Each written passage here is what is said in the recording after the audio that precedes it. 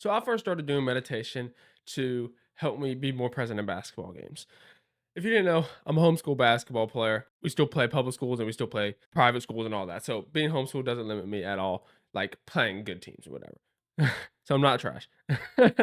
So anyway, most NBA players meditate. Like I don't know if you have researched that. Maybe you play basketball, or you play sports, but most of these professional sports players, they all meditate in some way or another because the whole point of meditation is it helps you become more present. So the reason why sports players we meditate is because we want to be more present in game scenarios. So we're not like overthinking the game, right? Anywho, I started meditating and immediately I made my first mistake. And the first mistake I made was sitting in an uncomfortable position. So if you haven't done a lot of research on meditation, and I'll be completely honest, I just did this research basically for making this video on all the different types of meditation. There is a ton of different types of meditation. There is Zen meditation, body scan meditation, there's mindful meditation, there's I forget the right word for positive emotion, loving emotion, something kind of meditation. I don't think that's the right word for it. It's called something else. But there's many different types of meditation that you can do to get different types of results.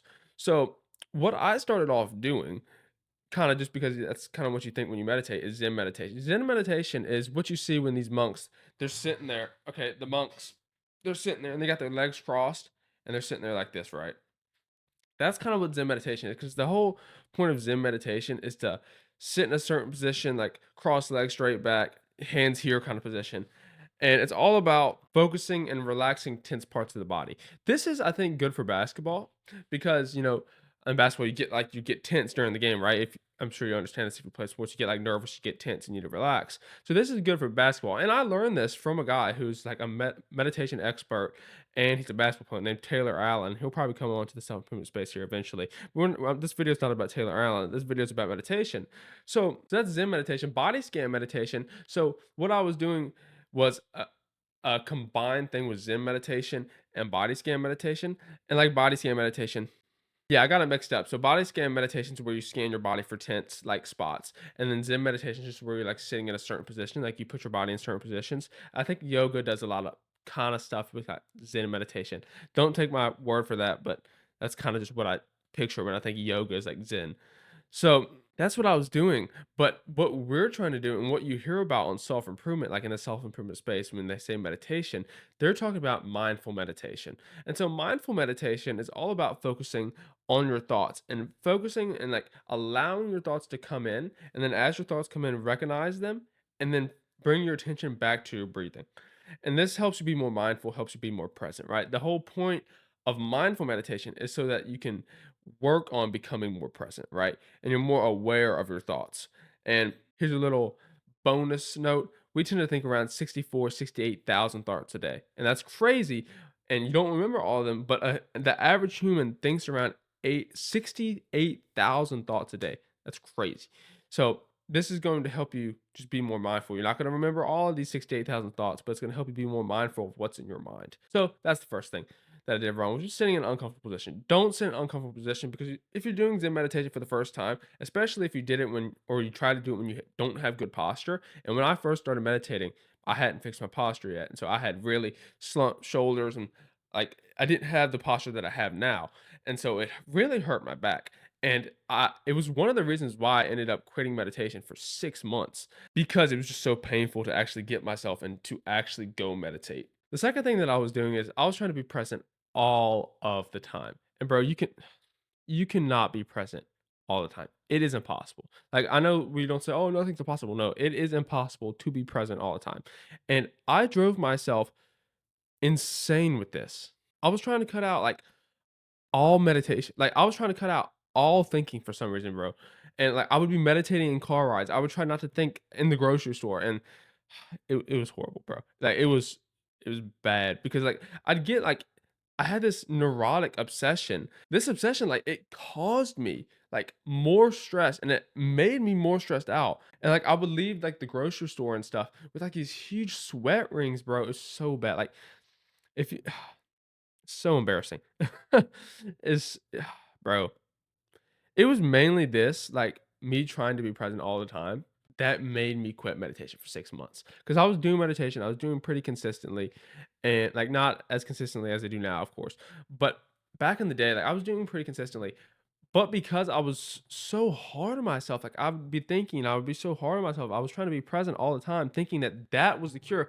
Being present all the time, that's the cure to cure all this anxiety and stress and all that, but it made it worse. And it's kinda like one of the moments, like, when you come to realize, like, this actually made it worse and made it better, it's kinda like, I've been investing all this time and hard work, and it's not improved my illness or problem, it has made it worse, right? It's a horrible feeling to feel that way, and it was really, like, one of the hard times of my life, like, some people would look at that and say, "Oh, man, he thinks that's a hard time," or whatever, but, like, it was not a fun time of my life when my mental health was this bad, and it was this bad while doing meditation, and that I think that realization really made it even worse.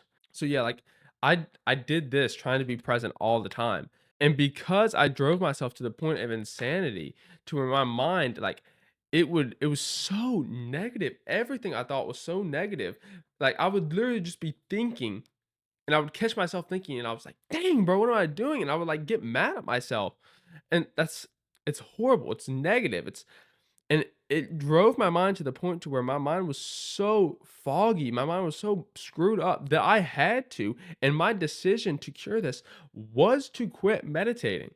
I quit meditating for 6 months because my mind had gotten so bad, and this is I know normally people, they save the best for last, but Imma put this in the middle of the video, like, this is the worst thing I did out of all this. This is what really screwed me up with meditation, and it kept me from going back to meditation even when people were preaching it to me because I did not want to go back to that horrible mental state. It was really bad. You cannot so the whole point of meditation is supposed to be a positive experience. It's supposed to better your life.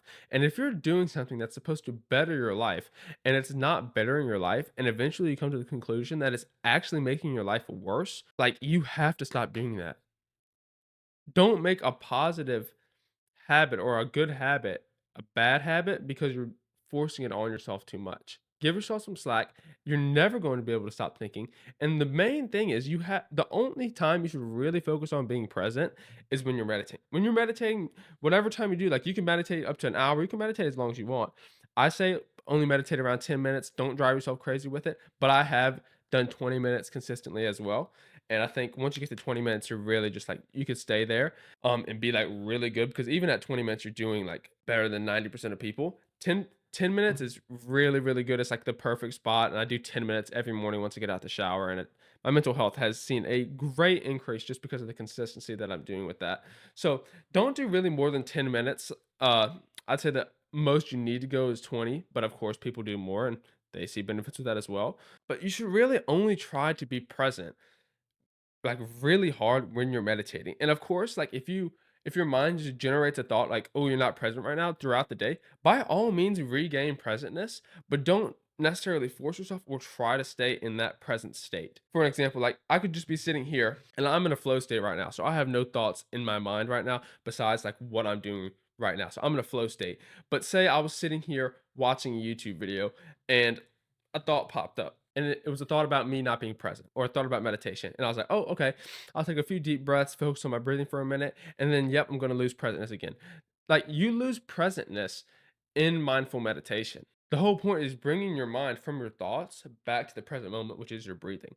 So even when you're meditating, you're not in a present state constantly. So what made you think that you were going to be able to be present just throughout the day, like when you're actually doing action type stuff?